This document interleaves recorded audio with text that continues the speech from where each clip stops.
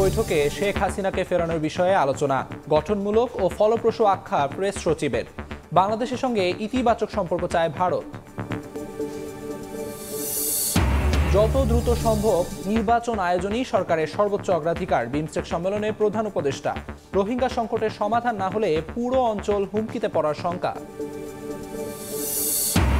শুধু শেখ হাসিনা নয়, স্বৈরাচারীর দোসরদেরও ফেরত দেওয়ার দাবি বিএনপি নেতা মির্জা আব্বাসের। প্রতিবেশী দেশের সঙ্গে অসম সব চুক্তি বাতিল করার আহ্বান। মার্কিন শুল্ক আরোপে পোশাক শিল্পের উদ্যোক্তাদের কপালে চিন্তার ভাঁজ। ট্রাম্প প্রশাসনের সঙ্গে আলোচনার তাগিদ, নতুন বাজারে রফতানি বাড়াতে প্রতিবন্ধকতা দূর করার দাবি। এবং বাড়ি থেকে ঢাকায় ফিরছেন কর্মজীবীরা। লঞ্চ, বাস, ট্রেনে বাড়ছে চাপ, সবার চোখে মুখে সুখস্মৃতি। বিনোদন কেন্দ্রে উৎসবের আমেজে ছুটি উদযাপন।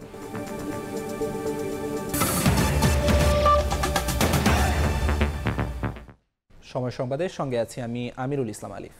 থাইল্যান্ডে বিমস্টেক সম্মেলনের সাইড লাইনে বহুল আলোচিত বৈঠকে মিলিত হলেন বাংলাদেশের প্রধান উপদেষ্টা ডক্টর মোহাম্মদ ইউনূস ও ভারতের প্রধানমন্ত্রী নরেন্দ্র মোদী।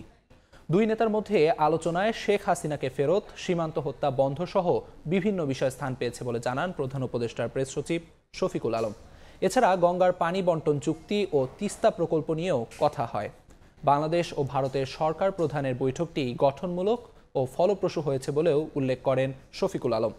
ব্যাংকক থেকে নাজমুস সালেহীর রিপোর্ট। সব জল্পনা কল্পনার অবসান ঘটিয়ে অন্তর্বর্তী সরকারের প্রধান উপদেষ্টার সঙ্গে বৈঠক হল ভারতের প্রধানমন্ত্রী নরেন্দ্র মোদীর। থাইল্যান্ডের ব্যাংককে সাংগ্রিলা হোটেলে বিমস্টেক সম্মেলনের সাইডলাইনে অনুষ্ঠিত হল বহুল আলোচিত এই বৈঠক। বৈঠক শেষে সাংবাদিকদের সঙ্গে কথা বলেন প্রধান উপদেষ্টার প্রেস সচিব শফিকুল আলম। জানান, বৈঠকে পারস্পরিক স্বার্থ সংশ্লিষ্ট সব ইস্যু নিয়ে আলোচনা হয়েছে। কথা হয়েছে শেখ হাসিনাকে ফিরিয়ে আনার ব্যাপারেও। ভারতে বসে পতিত স্বৈরাচারীর উস্কানিমূলক বক্তব্য নিয়েও কথা হয়েছে তাদের মাঝে। স্বার্থ সংশ্লিষ্ট যতগুলো বিষয় ছিল সবগুলো বিষয়ই আমাদের চিফ অ্যাডভাইজার মহোদয় সেই মিটিংয়ে বলেছেন।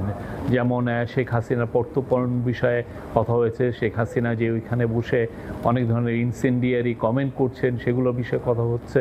শফিকুল আলম বলেন, দুই নেতার বৈঠকে তিস্তা ও গঙ্গার পানি বন্টন চুক্তি নিয়ে আলোচনা হয়েছে। কথা হয়েছে সীমান্তে হত্যা বন্ধ নিয়েও। বর্ডার কিলিং নিয়ে কথা হয়েছে। আমাদের দুই দেশের মধ্যে যে গাঞ্জেস ওয়াটার ট্রিটিটা আপনি জানেন যে নতুন করে এটার এক্সপায়ার হয়েছে, নতুন করে ট্রিটিটা হওয়ার আবার কথা হচ্ছে, এবং তিস্তা ওয়াটার, এগুলো সবগুলো নিয়েই কথাবার্তা হয়েছে। বৈঠকটিকে ফলপ্রসূ ও গঠনমূলক বলে মন্তব্য করেন প্রেস সেক্রেটারি। বিমস্টেক সম্মেলনের সাইড লাইনে ডক্টর মোহাম্মদ ইউনূস আর ভারতের প্রধানমন্ত্রী নরেন্দ্র মোদীর যে দ্বিপক্ষীয় বৈঠক অনুষ্ঠিত হলো, তাতে দুদেশের সম্পর্ক কিছুটা হলেও স্বাভাবিক গতিতে ফিরবে বলে মনে করছেন বিশেষজ্ঞরা। নাজমুস সালেহী, সময় সংবাদ, ব্যাংকক, থাইল্যান্ড।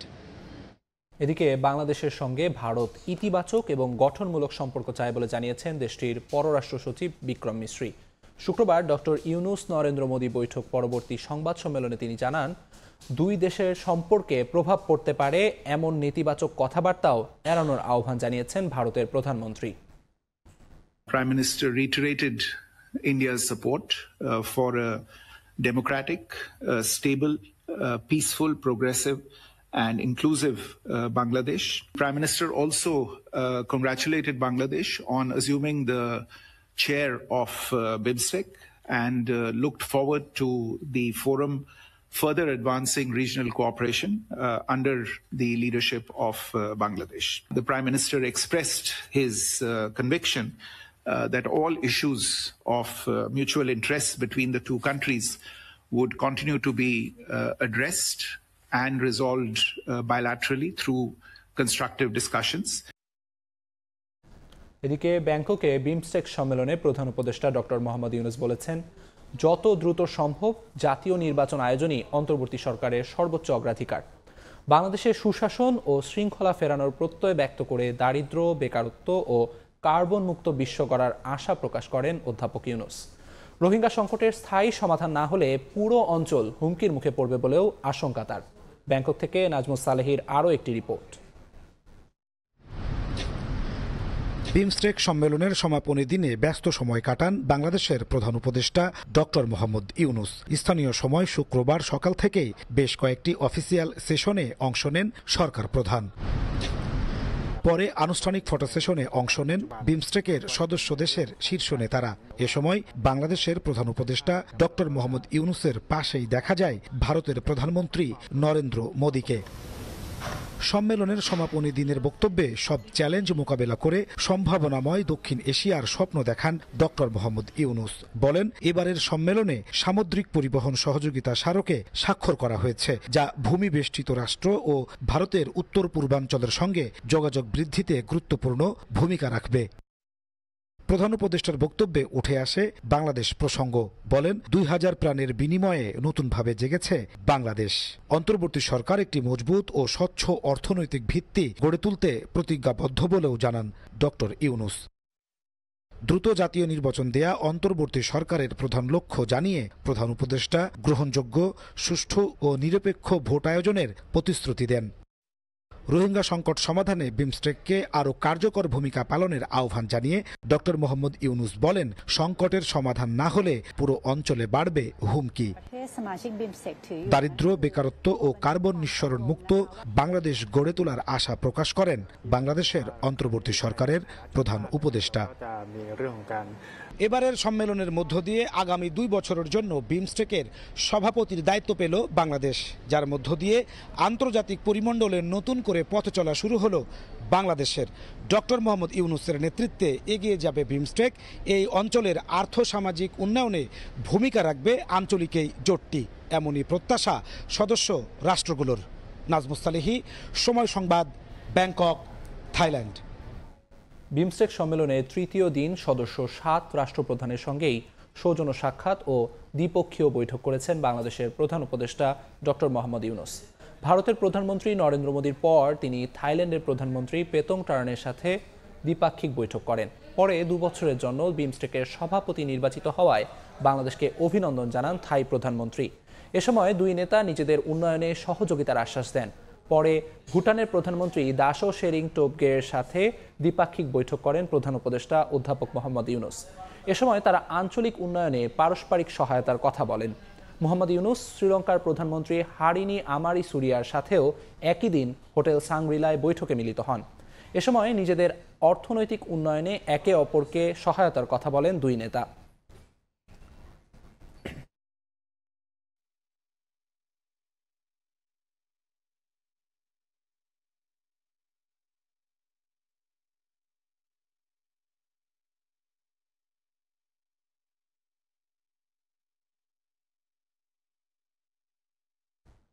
শুধু শেখ হাসিনা নয়, ভারতে আশ্রয় নেয়া স্বৈরাচারী দোসরদের ফেরত দেওয়ার দাবি জানিয়েছেন বিএনপির স্থায়ী কমিটির সদস্য মির্জা আব্বাস। একই সঙ্গে ভারতের সঙ্গে অসম চুক্তি বাতিলের দাবিও জানিয়েছেন তিনি। শুক্রবার ঢাকার নিজ বাসায় সংস্কার নিয়ে তার এক বক্তব্য ঘিরে আলোচনা সমালোচনার জবাব দেন মির্জা আব্বাস। বলেন, বিএনপি সংস্কার বিরোধী নয়, তবে জনস্বার্থ বিরোধী কোনো সংস্কার মেনে নেবে না দল। একটি গোষ্ঠী দেশকে অস্থিতিশীল করতে রাজনীতিবিদদের চরিত্র হননে লিপ্ত বলেও অভিযোগ করেন তিনি। শেখ হাসিনার প্রত্যাবর্তন এবং বিচার সময়ের দাবি, জনগণের দাবি, আমাদের দাবি। যদি শুধুমাত্র শেখ হাসিনার প্রত্যাবর্তনের কথা হয়ে থাকে, ওনার যারা সাঙ্গপাঙ্গ যারা আছে ওখানে, যারা এই দেশকে অস্থিতিশীল করার চেষ্টা করছে, তাদেরকেও যেন সঙ্গে ফেরত আনে এবং ফেরত দেয়। এবং ভারতের উচিত শেখ হাসিনাকে অবিলম্বে ফেরত দেওয়া। ফ্যাসিস্টের বিচার হওয়া খুব জরুরি। এটা শুধু বাংলাদেশের জন্য না, সারা বিশ্বের জন্য এটা খুব জরুরি। স্বাস্থ্যসেবায় বাংলাদেশি রোগীদের জন্য সম্ভাবনার নতুন দুয়ার খুলছে চীনে। সম্পর্কের নতুন অধ্যায়ে বাংলাদেশে আন্তর্জাতিক মানের হাসপাতাল নির্মাণে বিনিয়োগ করবে বেইজিং। একে ইতিবাচক হিসেবেই দেখছেন বিশ্লেষকরা। তবে বিদেশ নির্ভরতা নয়, দেশেই সব রোগের চিকিৎসা নিশ্চিতের পরামর্শ তাদের। বাংলাদেশেই উন্নত চিকিৎসা নিশ্চিতে সরকার কাজ করছে জানিয়ে প্রধান উপদেষ্টার বিশেষ সহকারী বলেছেন, প্রয়োজনে বিদেশি সহায়তা নেওয়া হবে। প্রসূন আশিসের রিপোর্টে বিস্তারিত। বাংলাদেশের মধ্যবিত্ত পরিবারগুলোর একসময় চিকিৎসার হাব হয়ে উঠেছিল ভারত। কলকাতা, চেন্নাই, দিল্লি ও বেঙ্গালুরে চিকিৎসা নিতে যেতেন বাংলাদেশি রোগীরা। কিন্তু 5 আগস্ট শেখ হাসিনা সরকারের পতনের পর ভিসা সীমিত করে মোদী সরকার। এ অবস্থায় বন্ধুত্বের হাত বাড়িয়ে দেয় চীন। কয়েকটি হাসপাতালে বাংলাদেশিদের চিকিৎসা অগ্রাধিকার দেওয়ার ঘোষণা দেয় উন্নয়ন সহযোগী এই দেশটি। প্রধান উপদেষ্টার চীন সফরের পর ঢাকা বেইজিং সম্পর্কে নতুন অধ্যায় শুরু হয়েছে বলে মনে করেন বিশ্লেষকরা। অতিমাত্রায় নির্ভরশীলতা, দ্যাট মিনস বাইরের দেশের উপর ট্রিটমেন্ট নেওয়া, এটা নিশ্চয়ই বাংলাদেশের স্বাস্থ্য ব্যবস্থার জন্য সুখকর বিষয় না। একটা ব্যবস্থা গড়ে তোলা যাতে আমাদের বেশিরভাগ রোগী এবং বেশিরভাগ রোগের ট্রিটমেন্ট এখানে হয়। হেলথের কারণে যেই যাওয়া এবং যথেষ্ট আমাদের কি বলা হয় মূলধন এখানে খরচ করতে হয়, তাই না, সেটা কমে আসবে এবং বাংলাদেশের অর্থনীতির লাভ হবে।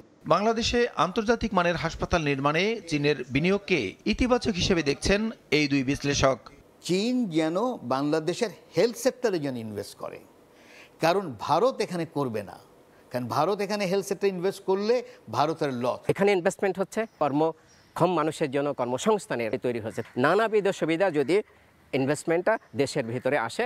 প্রধান উপদেষ্টার বিশেষ সহকারী অধ্যাপক ডাক্তার মোহাম্মদ সাইদুর রহমান জানান, বিকল্প দেশ নয়, বাংলাদেশেই উন্নত চিকিৎসা নিশ্চিত করতে কাজ করছে সরকার। মন্ত্রণালয়গতভাবে অবস্থানটা হচ্ছে বিকল্প দেশ করার বদলে আমরা যে সকল চিকিৎসার জন্য বিদেশে যাই সেগুলোর সুবিধা দেশে আমরা স্থাপন করতে দরকার হলে সেক্ষেত্রে আমরা সহায়তা নিয়ে করব।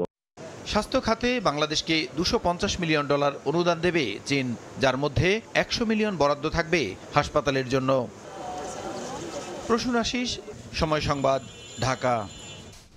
গত এক যুগে দেশে গণমানুষের রাজনীতি ছিল না। টাকা দিয়ে মনোনয়ন কেনা এবং রাতের আধারে কারচুপির মাধ্যমে নির্বাচিত হয়ে সংসদে যাওয়াই ছিল রাজনীতি, এমন মন্তব্য করেছেন জাতীয় নাগরিক পার্টির উত্তরাঞ্চলের মুখ্য সংগঠক সার্জিস আলম। দুপুরে রংপুর নগরীর কেরামতিয়া মসজিদে জুমার নামাজ শেষে সাংবাদিকদের এ কথা বলেন তিনি। জাতীয় নাগরিক পার্টি মানুষের চাওয়া অনুযায়ী কাজ করবে জানিয়ে তিনি বলেন, জনগণই রায় দিয়ে সংসদে নিয়ে যাবে। এ সময় অভ্যুত্থানের চেতনা থেকে বিচ্যুত না হতে সবার প্রতি আহ্বান জানান তিনি।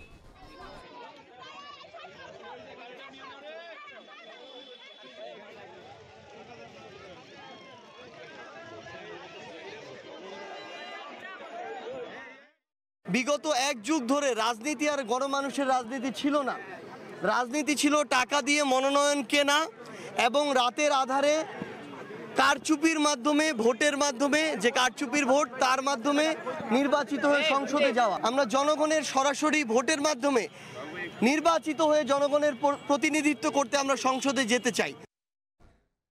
মার্কিন শুল্ক যুদ্ধে বাজার প্রতিযোগিতায় টিকে থাকতে একদিকে ট্রাম্প প্রশাসনের সঙ্গে এগিয়ে নিতে হবে আলোচনা, অন্যদিকে নতুন বাজারে রফতানি বাড়াতে সর্বোচ্চ অগ্রাধিকার দিয়ে দূর করতে হবে বিদ্যমান প্রতিবন্ধকতা।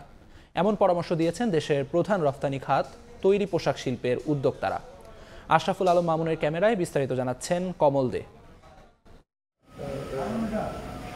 চলতি অর্থ বছরের জানুয়ারি পর্যন্ত তৈরি পোশাক খাতে 23.55 বিলিয়ন মার্কিন ডলার রফতানি আয়ে একক দেশ হিসেবে 16.45% প্রবৃদ্ধিতে সবচেয়ে বেশি 4.47 বিলিয়ন মার্কিন ডলার পণ্য রপ্তানি হয়েছে মার্কিন যুক্তরাষ্ট্রে। কিন্তু হঠাৎ করে ট্রাম্প প্রশাসন বাংলাদেশি পণ্যের উপর 37% হারে শুল্ক আরোপ করায় সংকটের মুখে পড়তে যাচ্ছে তৈরি পোশাক খাত। আমেরিকা প্রশাসনের সাথে বাংলাদেশের খুব দ্রুত বাইলেটারাল আলোচনা যাওয়া উচিত এবং এই আলোচনা যে তাদেরকে কনভিন্স করতেই হবে পুরনো স্ট্রাকচার বা পারলে আরো কম করা বা ডিউটি ফ্রি নিয়ে কাজ করা। মার্কিন যুক্তরাষ্ট্র তৈরি পোশাক খাতের সবচেয়ে বড় বাজার হলো নতুন বাজারও বাংলাদেশ বড় ভূমিকা রাখতে পারছে। তবে নতুন বাজারগুলিতে রফতানি বাড়ানোর ক্ষেত্রে বিদ্যমান জটিলতা নিরসন জরুরি হয়ে দাঁড়িয়েছে। যেগুলো প্রতিবন্ধকতাগুলো পাচ্ছি শিপিং লাইন থেকে, কাস্টম থেকে, পোর্ট থেকে, এনবিআর থেকে, গভর্নমেন্ট থেকে, এগুলা কিন্তু এক টেবিলে বসে স্টেক হোল্ডাররা সবগুলো মিলে যদি আমরা একটা ফর্মুলা তৈরি করতে পারি তাহলে কিন্তু আমাদের খরচটা অনেক কমে আসবে। 2023-24 অর্থ বছরে 2 বিলিয়ন কমে 36.15 বিলিয়ন মার্কিন ডলার পণ্য রফতানি করে বাংলাদেশ। এই অবস্থায় রফতানি আয় বাড়ানোর ক্ষেত্রে শুল্ক হার কমিয়ে যুক্তরাষ্ট্র থেকে কাঁচামাল সহ অন্যান্য পণ্য আমদানির কোনো বিকল্প দেখছেন না ব্যবসায়ী নেতারা। আমেরিকার সাথে বসে ঠিক আছে তোমাদের সাথে আমরা নেগোশিয়েট করব, তোমরা আমাদেরকে আগের পজিশনে রাখো, আমরা নেগোশিয়েট করে আমরা একটা পর্যায়ে আসবো যাতে আমার পণ্য তোমার দেশে যায় এবং তোমার পণ্য আমার কাছে আসে। দেশের 8টি ইপিজেডের 600 গার্মেন্টস কারখানার পাশাপাশি রাজধানী ঢাকা, বন্দরনগরী চট্টগ্রাম এবং গাজীপুর ও নারায়ণগঞ্জে স্বতন্ত্র গার্মেন্টস রয়েছে 2564টি।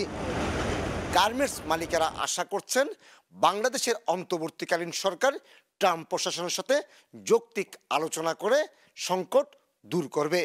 আবারও সরগরম হয়ে উঠবে বাংলাদেশের গার্মেন্টস শিল্প। চট্টগ্রামের বায়েজিদ শিল্পাঞ্চল থেকে কমল দে, সময় সংবাদ। সময় সংবাদে আরও থাকছে, অবশেষে প্রেসিডেন্ট পদ হারালেন ইউন সুক ইউল। অভিশংসনের পক্ষে রায় দিলেন দক্ষিণ কোরিয়ার আদালত। সিউলের রাস্তায় লাখো মানুষ, নিরাপত্তা জোরদার।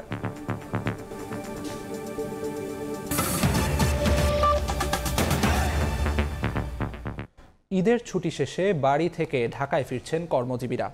লঞ্চ, বাস, ট্রেনে চাপ বাড়লেও স্বস্তি প্রকাশ করেন যাত্রীরা। সবার চোখে মুখে সুখস্মৃতি। তবে সার্ভার জটিলতায় 15 ঘন্টা অনলাইনে রেলের টিকিট বিক্রি বন্ধ থাকায় পড়তে হয় কিছুটা ভোগান্তিতে। আগামীকাল সড়ক ও রেলপথে সর্বোচ্চ চাপ হতে পারে বলে ধারণা সংশ্লিষ্টদের।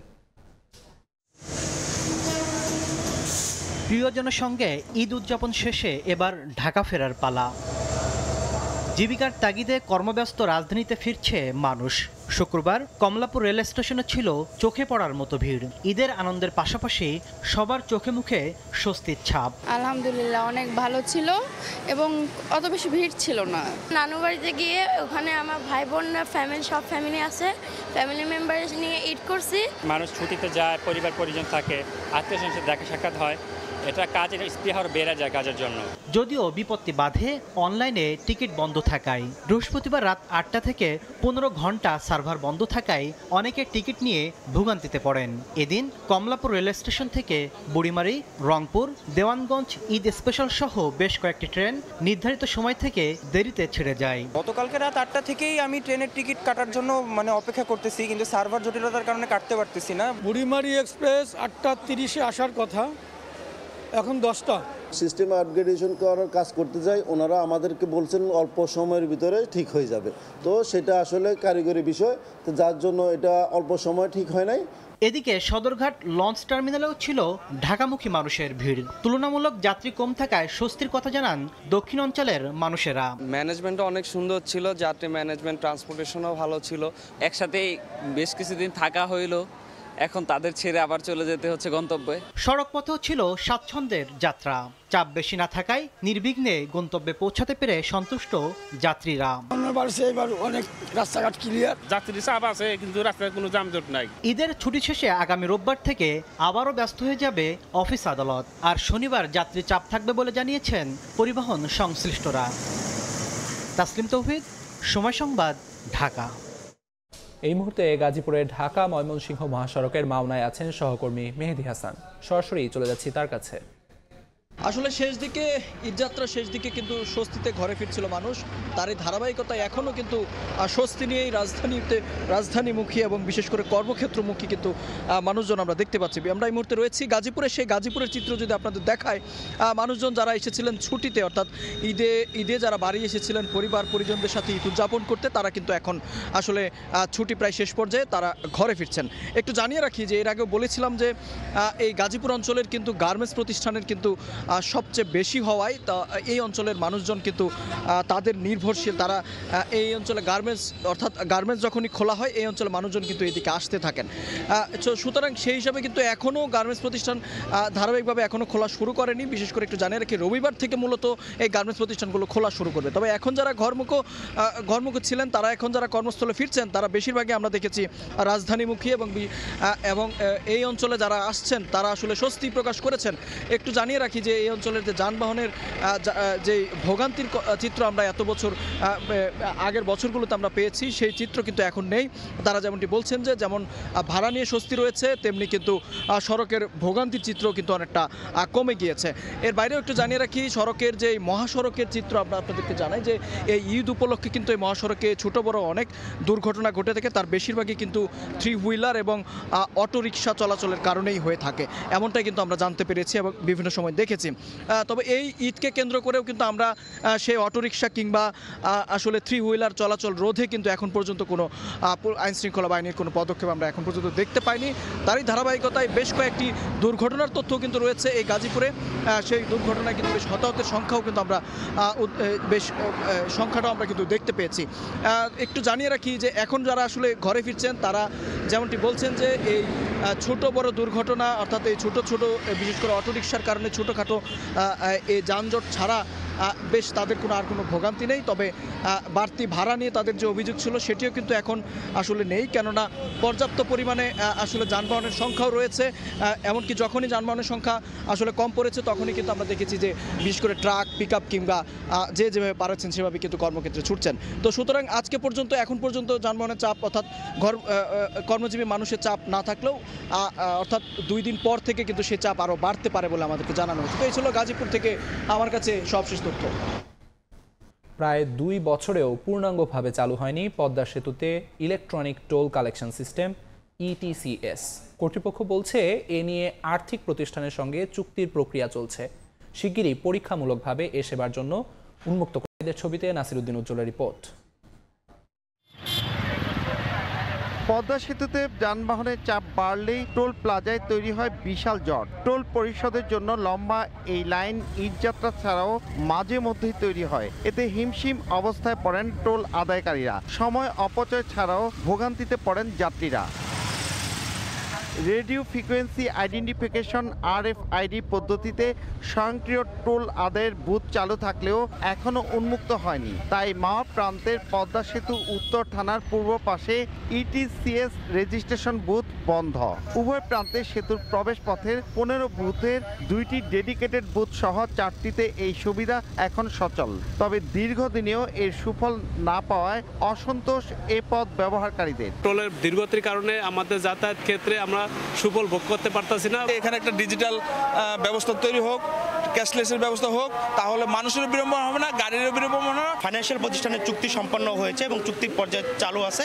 এটি হওয়ার পরেই যা সিস্টেমের সাথে মার্জ হয়ে গেলে এটা চালু হয়ে যাবে। কর্তৃপক্ষ বলছে ETCS স্বয়ংক্রিয় টোল আদায়ের সবকিছু প্রস্তুত থাকলেও টাকা জমার ডিজিটাল প্ল্যাটফর্ম চূড়ান্ত করা যায়নি। তবে 5টি আর্থিক প্রতিষ্ঠানের সঙ্গে চুক্তির প্রক্রিয়া চলছে। শীঘ্রই মিলবে এর সুফল। কিছু কিছু গাড়ি রেজিস্ট্রেশন যারা করেছে সেগুলো তারা টোল ক্যাশলেস হিসাবে ইলেকট্রনিক নগদ টাকা না দিয়েই পারাপার করতে পারছে। 2023 সালের জুলাইয়ে পরীক্ষামূলক ETCS চালু হয়। 3 মাস পরই উন্মুক্ত করার ঘোষণার কথা ছিল। পদ্মা সেতুতে ইলেকট্রিক টোল কালেকশন সিস্টেম পরীক্ষামূলক চালুর পৌনে 2 বছরেও পূর্ণাঙ্গ চালু করা যায়নি।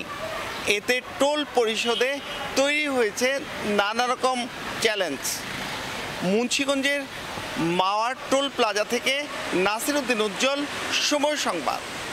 ছুটি শেষ হলেও রয়ে গেছে উৎসবের আমেজ। বিনোদন কেন্দ্রগুলোতে এখনও ভিড় করছেন দর্শনার্থীরা। চিড়িয়াখানায় বাঘ, সিংহ, হাতি দেখে উচ্ছ্বাস শিশুদের। এদিকে সাপ্তাহিক ছুটির দিনে পর্যটকের ঢল নামে কক্সবাজারে। শিশু নাহিদা ঈদের ছুটিতে রাজধানীর লালবাগ থেকে ঘুরতে বেরিয়েছে মা বাবার সঙ্গে। এখানটায় ঘুরতে এসে অনেক আনন্দ লাগছে। খেলার রাইড আছে, সুইমিং পুল আছে। আমরা এখন যাব সুইমিং পুলে, জায়গাটা সুন্দর অনেক। ডাইনোসর, হনুমান আরো কত কি। শব্দের সঙ্গে নড়াচড়া করতে পারা বৈদ্যুতিক এই পশুগুলো দেখে শিশুদের সঙ্গে আনন্দ পাচ্ছেন বড়রাও। এই জায়গায় অনেক কিছুই আছে, বড় মানুষও ঘুরতে পারবে, বাচ্চারাও দেখতে পারবে।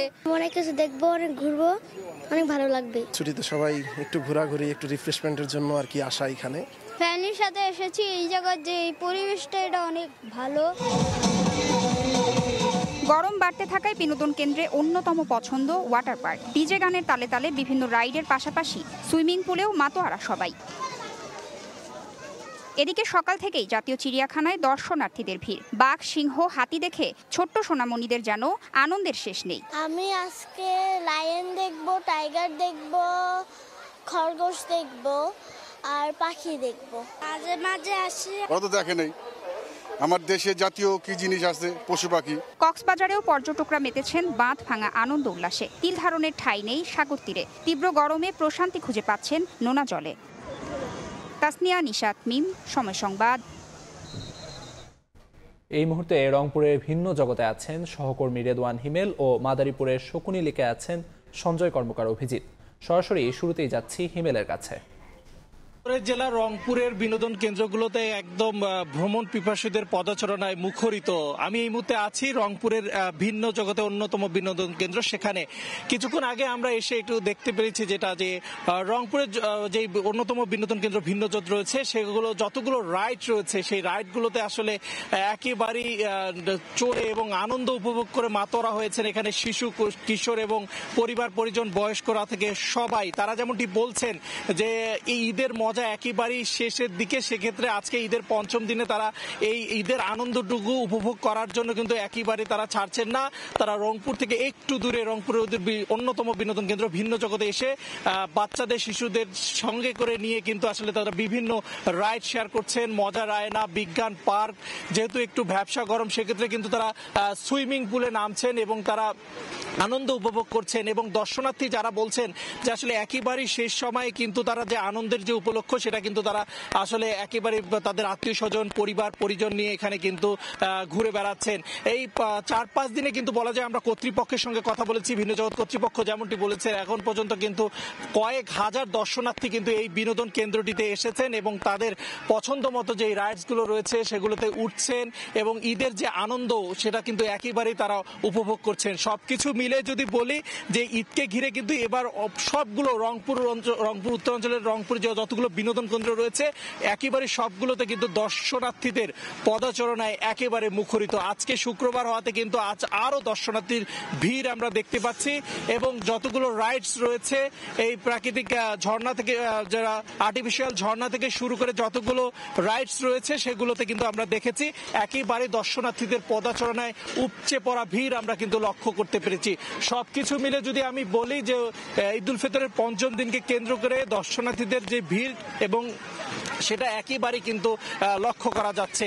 তো এই মুহূর্তে আমরা বিনোদন কেন্দ্রের আরো খবর জানতে চলে যাচ্ছি মাদারীপুরে, সেখানে রয়েছে সহকর্মী সঞ্জয় কর্মকার, অভিজিৎ।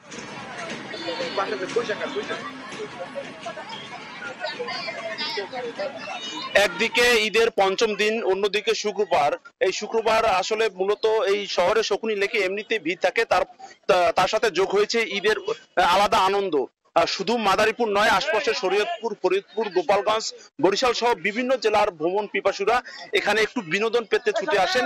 প্রাকৃতিক পরিবেশের পাশাপাশি লেকের চারপাশে ঘুরে তারা আনন্দ উপভোগ করেন, পরিবার পরিজন নিয়ে সময় কাটান। এছাড়া শহরের যে পৌর শিশু পার্ক রয়েছে সেখানেও কিন্তু বিনোদনের যে জায়গাটা তারা কিন্তু খুঁজে নেন।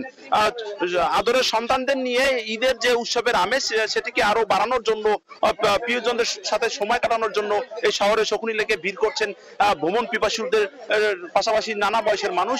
তারা চারপাশ ঘুরে দেখছেন এবং এখানে লেকের চারপাশে গড়ে উঠেছে বিভিন্ন ধরনের দোকান। সেই দোকানে খেলনা সহ হরেক রকমের পণ্য তারা কিনে নিয়ে যাচ্ছেন এবং স্বাচ্ছন্দ্যে ঘোরাফেরা করছেন। আমরা কথা বলেছিলাম সদর মডেল থানার ভারপ্রাপ্ত কর্মকর্তা মকসুদুর রহমানের সাথে। তিনি জানিয়েছেন যে যেহেতু হাজার হাজার দর্শনার্থী এখানে ভিড় করছেন, তাদের নিরাপত্তায় তারা বাড়তি ব্যবস্থা গ্রহণ করেছেন। সাদা পোশাকের পাশাপাশি থানা পুলিশ কাজ করছে, অর্থাৎ এই ঈদের উৎসব যাতে সবাই শান্তিপূর্ণভাবে উপভোগ করতে পারে, কোথাও কোনো ধরনের বিশৃঙ্খলা সৃষ্টির পরিবেশ তৈরি না হয় সে ব্যাপারে তারা তৎপর রয়েছে।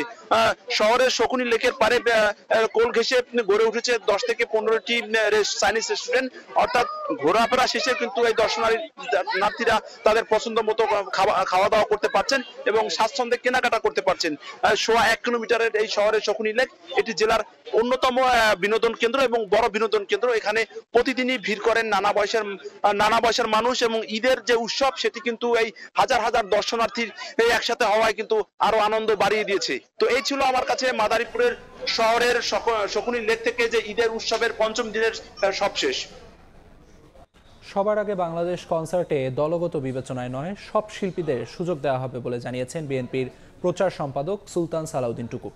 সকালে মানিক মিয়া এভিনিউয়ে কনসার্টের স্থান পরিদর্শন শেষে এ কথা জানান তিনি।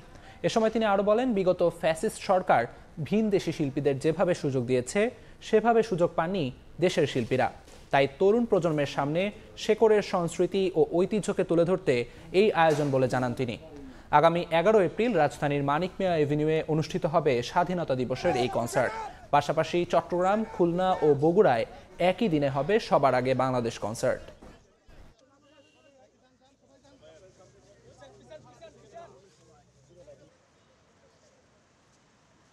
বাংলাদেশের অসংখ্য মেধাবী সাংস্কৃতিক ব্যক্তিত্বরা রয়েছে। বিগত দিনগুলিতে এদেরকে পারফর্ম করার মতো সুযোগ বা পরিবেশ ফ্যাসিস্ট সরকারও করে দেয় নাই।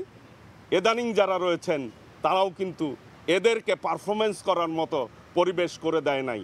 বাংলাদেশে যে পরিমাণ শিল্পীর প্রয়োজন, সেই শিল্পীগুলিকে আমরা মাথায় নিয়েই আমরা 4টি পুরানো বিভাগকে চিন্তা করে আমরা করছি। পুরো এলাকা আমরা সিসিটিভির আওতায় নিব ইনশাল্লাহ।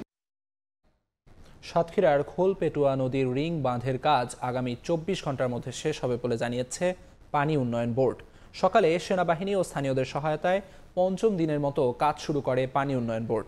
এ বাঁধের কাজ শেষ হলে বন্ধ হবে গ্রামাঞ্চলে জোয়ারের পানি ওঠা। এদিকে টেকসই বেড়ি বাঁধের দাবিতে বেলা 11টায় মানববন্ধন করেন ভাঙন কবলিত বাসিন্দারা।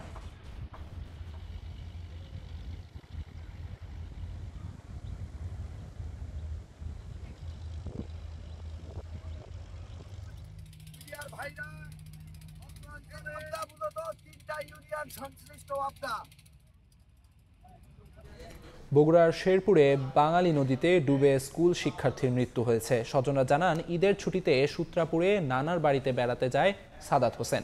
সকালে নানা ও মামার সঙ্গে জোরগাছা ব্রিজের নিচে মিনি জাফলং নামে পরিচিত বাঙালি নদীতে নামে সে। এক পর্যায়ে বালু তোলার কারণে সৃষ্টি হওয়া নদীর গভীরে পা পিছলে পড়ে যায়। খবর পেয়ে ফায়ার সার্ভিস ঘটনাস্থলে পৌঁছে 1 ঘন্টা পর সাদাতকে উদ্ধার করে হাসপাতালে নিলে চিকিৎসক মৃত ঘোষণা করে।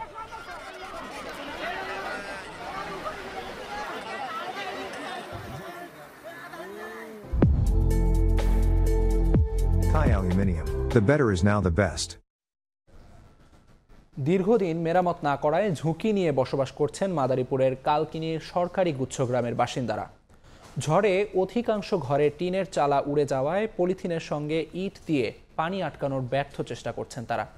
এখন একটু বৃষ্টিতেই ভিজে যায় বিছানাসহ আসবাবপত্র আর শিক্ষার্থীদের বই খাতা। বাড়ে ভোগান্তি আর কষ্ট। যদিও বরাবরের মতো নতুন ঘর নির্মাণের আশ্বাস উপজেলা প্রশাসনের। সঞ্জয় কর্মকার অভিজিতের রিপোর্ট, ছবি তুলেছেন শাহাদত আকন। পূর্ব আলিপুর গ্রামের ভ্যান চালক আব্দুর রহমান মাথা গোজার ঠাঁই না থাকায় 14 বছর ধরে বসবাস করছেন মাদারীপুরের কালকিনির বাঁশগাড়ি ইউনিয়নের খাসেরহাটের সরকারি গুচ্ছ গ্রামে। ঝড়ো বাতাসে 4 বছর আগে উড়ে গেছে তার ঘরের চালা। পলিথিন আর ইট দিয়ে বৃষ্টির পানি আটকানোর চেষ্টা করলেও ভিজে যায় বিছানা সহ ঘরের আসবাবপত্র। বৃষ্টি নামলে ঘর দুয়ার সব ভিজা যায়, টিন টুন সব আলগা। একই অবস্থা বসবাসরত অধিকাংশ পরিবারের, কিন্তু ঘরগুলো জরাজীর্ণ ও ঝুঁকিপূর্ণ থাকায় বাড়ছে আতঙ্ক। ক্ষতিগ্রস্ত ঘরের তালিকা করা হয়েছে জানিয়ে শিগগিরই মেরামতের কথা জানান উপজেলা নির্বাহী কর্মকর্তা। অতি দ্রুত আমরা এটা মেরামত এবং সংস্কারের উদ্যোগ নিই অথবা নতুন করে উদ্যোগ নিই, যে কোনো একটা পদক্ষেপ আমরা নিব। কালকিনির খাসেরহাটের এই গুচ্ছ গ্রামটি 2004 সালে নির্মাণ করা হয়। এখানকার 24টি ব্যারাকে 240 ঘর রয়েছে। সঞ্জয় কর্মকার, অভিজিৎ, সময় সংবাদ, মাদারীপুর। ঈদের ছুটির পর রাজধানীর বাজারে এখনও ক্রেতা ফেরেনি, তবে স্বস্তি ফিরেছে বলে জানিয়েছেন বিক্রেতারা। তাদের দাবি, সপ্তাহ ব্যবধানে কারওয়ান বাজারে ব্রয়লারের দাম কমেছে কেজিতে 10 থেকে 20 টাকা। 20 থেকে 60 টাকা কমেছে সবজির দাম। স্থিতিশীল রয়েছে ডাল, চাল, চিনি সহ মুদি পণ্যের বাজার দর। সংকট নেই ভোজ্য তেলেও। রাজধানীর কারওয়ান বাজারে পর্যাপ্ত পণ্যের পসরা নিয়ে বসেছেন বিক্রেতারা, তবে নেই ক্রেতার ভিড়। ঈদের ছুটি শেষে ঢাকায় ফিরতে শুরু করেছেন কর্মজীবীরা, তবে এখনো সেভাবে তৈরি হয়নি নিত্যপণ্যের বাজার থেকে পণ্য কেনার চাহিদা যোগান তত্ত্বে। তাই গেল সপ্তাহের তুলনায় কেজিতে 20 থেকে 60 টাকা কমে মিলছে পটল, বেগুন, সিম সহ বিভিন্ন সবজি। লেবু 120 টাকা ডজন ছিল, সেটা আজকে 80 টাকা 70 টাকা ডজনে চলে আসছে। বরবটি, তারপর সাজনা, ঢেঁড়স সবকিছুর দামই তুলনামূলকভাবে কম। এখন তো হাঁটতে খুব ভালো লাগছে, অন্য সময় তো অনেক ঠেলাগুতা থাকে, আর সবজির দামটাও একটু আগের চেয়ে কম। কিছুদিন বদ্ধ ছিল, প্রচুর হয়ে গেছে, দেশে আইতে পারে না, ঢাকা আমদামি হয় না, এগোতে সব দিকে সস্তা। দোকানদাররা পড়ছে এখন মাল লইয়া বিপদে। বটবটি কিনছি 10 টাকা কেজি, রাইতে বেচছি 5 টাকা কেজি, কাস্টমার নাই। রমজানের শেষ দিকে বাড়তে থাকা ব্রয়লারের দামও কমেছে বলে জানান বিক্রেতারা। ব্রয়লার বেচতেছি 195 থেকে 200 টাকা, লেয়ার মুরগিটা বেচতেছি 300-310 টাকা। দেশি মুরগিটা মার্কেটে এখনো আসে নাই। ডাল, চিনি, আটা সহ মুদি পণ্যের বাজার দর স্থিতিশীল। বিক্রেতারা জানান ভ্যাট অব্যাহতির মেয়াদ শেষ হলেও আগের দামেই স্বাভাবিক সরবরাহ রয়েছে ভোজ্য তেলের। জিনিসপত্র মোটামুটি আছে, আগের রেটই আছে, বাড়েও নাই কমেও নাই। ঈদবাঙ্গা বাজার এখনো আমদানি হয় না জিনিসপত্রের, মোটামুটি সহনীয় আছে। চালের দাম একটু কমের দিকে আছে, যেমন ছোলাটা রমজানে ছিল 110 টাকা, এখন 100 টাকা বিক্রি হইতেছে। খেসারি একটু কমছে, বুটের ডালও একটু কমছে হালকা। বাজার ঘুরে জানা যায় ঈদের দাম বৃদ্ধির পর বর্তমানে স্থিতিশীল রয়েছে রাজধানীর চালের বাজার। অন্তরা সেন, সময় সংবাদ, ঢাকা। মঙ্গলবার থেকে কার্যকর হওয়া মার্কিন শুল্ক আরোপের প্রভাব পড়তে শুরু করেছে বিশ্বজুড়ে। বিশ্ব বাণিজ্যে এই শুল্কের প্রভাব নিয়ে সমালোচনার ঝড় উঠেছে বিশ্ব নেতাদের মধ্যে। কেউ কেউ যেখানে আলোচনার মাধ্যমে বিষয়টি সমাধানের চেষ্টা চালাচ্ছেন, অনেকেই সেখানে পাল্টা শুল্ক আরোপের হুঁশিয়ারি দিচ্ছেন। তবে এখনও নিজ সিদ্ধান্তে অনড় মার্কিন প্রেসিডেন্ট ডোনাল্ড ট্রাম্প। বিশ্বজুড়ে মার্কিন শুল্কারোপের নতুন সিদ্ধান্তকে বিশ্ব অর্থনীতির জন্য বড় আঘাত হিসেবে দেখছেন বিশ্ব নেতারা। পরিবর্তিত প্রেক্ষাপটে পরবর্তী পদক্ষেপ কি হবে তা নিয়েও চলছে বিস্তর আলোচনা। এ অবস্থায় একদল যেখানে সমঝোতা করে সমাধানের পথে হাঁটতে চাইছেন, আরেক দল সেখানে পাল্টা শুল্কারোপের হুঁশিয়ারি ছুড়ে দিচ্ছেন। তবে মার্কিন প্রেসিডেন্ট ডোনাল্ড ট্রাম্পের দাবি, এই পদক্ষেপগুলো অন্যায্য বাণিজ্য নীতির প্রতিশোধ হিসেবে নেওয়া হয়েছে এবং সিদ্ধান্ত নেওয়ার ক্ষেত্রে যথেষ্ট দয়া দেখিয়েছেন তিনি। বৃহস্পতিবার সকালে এক বিবৃতিতে ইউরোপীয় কমিশনের প্রধান উর্সুলা ভন ডার লিয়েন বলেন, আমদানির ওপর নতুন শুল্ক আরোপের কারণে অনিশ্চয়তা বাড়বে, যা বিশ্বজুড়ে কোটি মানুষের জন্য মারাত্মক পরিণতি ডেকে আনতে পারে। যুক্তরাষ্ট্রের বিরুদ্ধে পাল্টা কঠোর পদক্ষেপ নেওয়ার কথা জানিয়েছে চীন। ইতালির প্রধানমন্ত্রী জর্জিয়া মেলোনি বলেছেন সিদ্ধান্তটি ভুল হয়েছে, তবে তিনি বাণিজ্য যুদ্ধ প্রতিরোধ করতে যুক্তরাষ্ট্রের সঙ্গে একটি চুক্তির বিষয়ে কাজ করবেন বলে জানিয়েছেন। সিঙ্গাপুরও হাঁটছে একই পথে। অস্ট্রেলিয়ার প্রধানমন্ত্রী অ্যান্থনি আলবানিজ বলেছেন, এই অন্যায় শুল্ক আরোপের জন্য মার্কিনীদের সবচেয়ে বড় মূল্য দিতে হবে। তবে বাণিজ্য প্রতিমন্ত্রী জনাথন রেনল্ডস বলেছেন, সরকার যুক্তরাষ্ট্রের সঙ্গে একটি অর্থনৈতিক চুক্তি নিয়ে আলোচনার ব্যাপারে আগ্রহী। তবে ট্রাম্পের এ সিদ্ধান্তের প্রতিবাদ জানালেও এখনও নিজেদের পরবর্তী পদক্ষেপ কি হতে যাচ্ছে তা নিয়ে সন্দিহান বেশ কিছু দেশ। এই তালিকায় নাম রয়েছে Spain, Ireland, Taiwan, Japan, Thailand সহ বেশ কিছু দেশের। এর মধ্যে কেউ কেউ মন্ত্রী পরিষদের সঙ্গে আলোচনার পর তাদের সিদ্ধান্ত জানাবেন বলেও মন্তব্য করেছেন। সাদিয়া তাসনিম, সময় সংবাদ। সামরিক আইন জারির জেরে অবশেষে প্রেসিডেন্ট পদ হারালেন ইয়ন সুক ইয়োল। অভিশংসনের পক্ষেই রায় দিলেন দক্ষিণ কোরিয়ার সাংবিধানিক আদালত। রায়ের খবর প্রকাশের পর উচ্ছ্বাস প্রকাশ করেন লাখো মানুষ, যদিও কান্নায় ভেঙে পড়েন তার সমর্থকরা। সংবিধান অনুযায়ী আগামী 60 দিনের মধ্যে দেশটিতে অনুষ্ঠিত হবে প্রেসিডেন্ট নির্বাচন। দক্ষিণ কোরিয়া থেকে মোহাম্মদ হানিফের রিপোর্টে বিস্তারিত। শেষ রক্ষা হলো না দক্ষিণ কোরিয়ার অভিশংসিত প্রেসিডেন্ট ইয়ন সুক ইয়োলের। কয়েক মাসের নাটকীয়তার পর পার্লামেন্টের অভিশংসন প্রস্তাব বহাল রাখার পক্ষে স্থানীয় সময় শুক্রবার রায় দিলেন দেশটির সাংবিধানিক আদালত। ইয়োলকে প্রেসিডেন্ট পদ থেকে অপসারণের রায় দেন বিচারক। বলেন, সামরিক আইন জারির কারণে ক্ষুণ্ণ হয়েছে জনগণের গণতান্ত্রিক অধিকার। সাংবিধানিক আদালতে বিচারের শুনানিতে 8 জন আইনজীবীর মধ্যে সবাই ইয়নের অভিশংসনের পক্ষে রায় দেন। ইয়নের বিপক্ষে রায় হওয়ায় উচ্ছ্বাসে ফেটে পড়েন লাখো মানুষ। একে অপরকে জড়িয়ে ধরে আনন্দ প্রকাশ করেন তারা। অন্যদিকে কান্নায় ভেঙে পড়েন তার সমর্থকরা। আদালতের রায়ের মধ্য দিয়ে দেশটিতে কয়েক মাস ধরে চলা রাজনৈতিক অস্থিরতার সমাপ্তি হতে চলছে। দক্ষিণ কোরিয়ার সংবিধান অনুযায়ী 60 দিনের মধ্যে নতুন প্রেসিডেন্ট নির্বাচন অনুষ্ঠিত হবে। ততদিন পর্যন্ত প্রধানমন্ত্রী হান ডাক-সু অন্তর্বর্তীকালীন প্রেসিডেন্ট হিসেবে দায়িত্ব পালন করবেন। মার্শাল ল ছাড়াও ইয়নের বিরুদ্ধে একাধিক অভিযোগের প্রমাণ পাওয়া গেছে। কোরিয়ার আইন অনুযায়ী সামরিক আইন অভিযোগে অভিযুক্ত ব্যক্তিরা, বিশেষ করে এর পিছনে যারা নেতৃত্ব দিয়েছেন, তাদের মৃত্যুদণ্ড কিংবা যাবজ্জীবন কারাদণ্ড হতে পারে। গত 3 ডিসেম্বর সামরিক আইন জারি করে তীব্র সমালোচনার মুখে পড়ে ইয়ন। বিরোধীদের চাপে কয়েক ঘন্টার মধ্যেই তা প্রত্যাহার করতে বাধ্য হন তিনি। এর কিছুদিন পরই তাকে অভিশংসিত করে পার্লামেন্ট। জাতির কাছে ক্ষমা চাওয়ার পরও সেই ঘটনার সর্বশেষ গিয়ে ঠেকে আইনি প্রক্রিয়ায়, যার শেষ ফলাফল প্রেসিডেন্ট পদ হারানো। দক্ষিণ কোরিয়া থেকে মোহাম্মদ হানিফ, সময় সংবাদ। এ পর্যায়ে শীর্ষ সংবাদগুলো জানিয়ে দিচ্ছি আরেকবার। ইউনূস মোদি বৈঠকে শেখ হাসিনাকে ফেরানোর বিষয়ে আলোচনা, গঠনমূলক ও ফলপ্রসূ আখ্যা প্রেস সচিবের।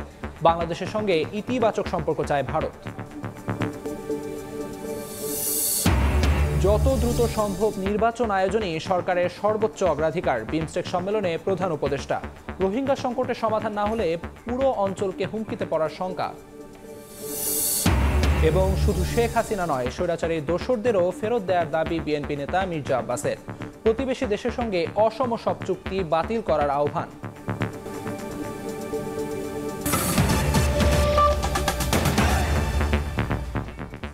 এই ছিল সময় সংবাদে, সঙ্গে থাকুন সময়ের।